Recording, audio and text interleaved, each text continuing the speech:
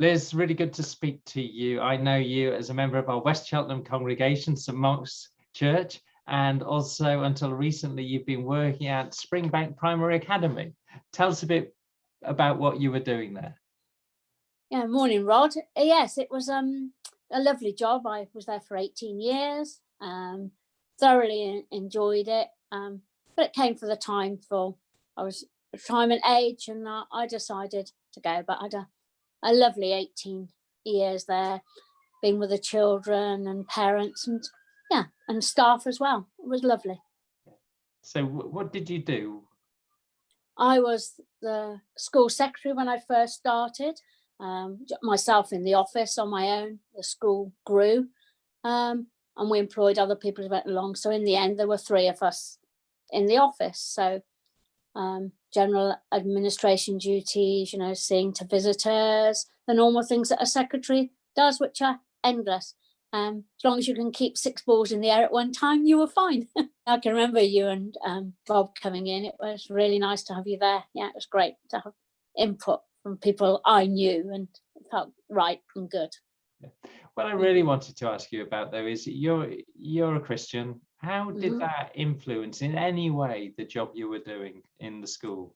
I think my rapport with the children and staff and parents, I always approached them as the children and staff as equals, I didn't have any airs and graces. I never tried to be awkward, which secretaries often get accused of being awkward. So I always tried my best to be open and friendly, so they felt that they could approach me. And a lot of parents did. They found it difficult to fill in forms, and they didn't feel, awkward or anything to come and ask me to help them do it because they couldn't do it. And that made me, really feel that I was doing an important role, really, because I was helping the community with things, That was your God-given ministry.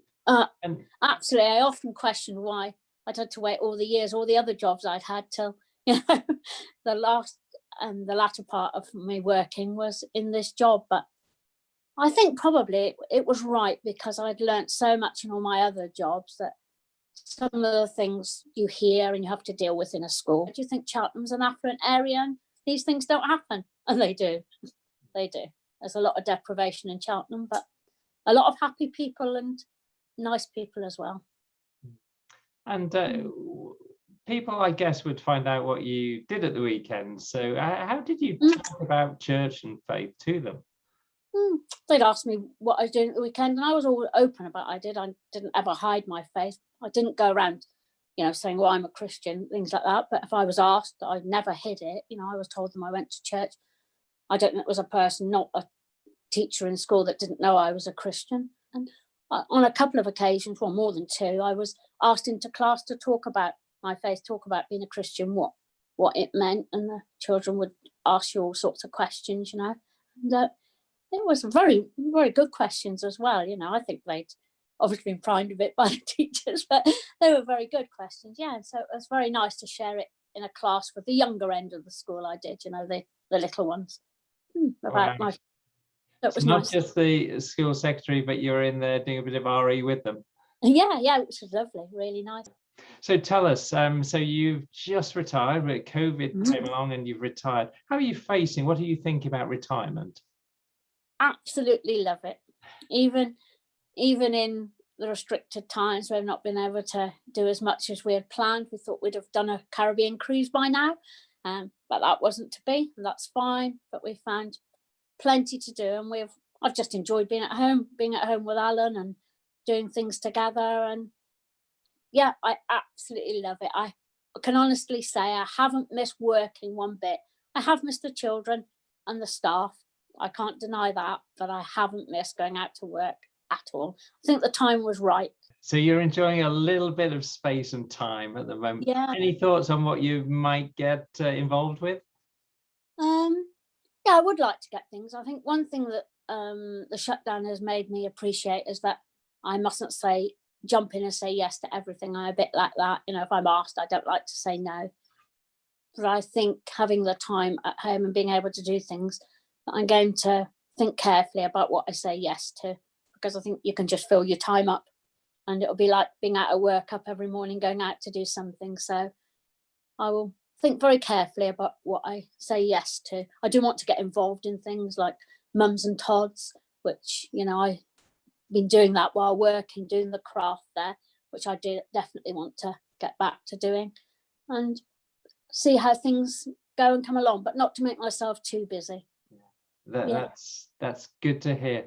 There is one thing that I think you said yes to, that I asked you.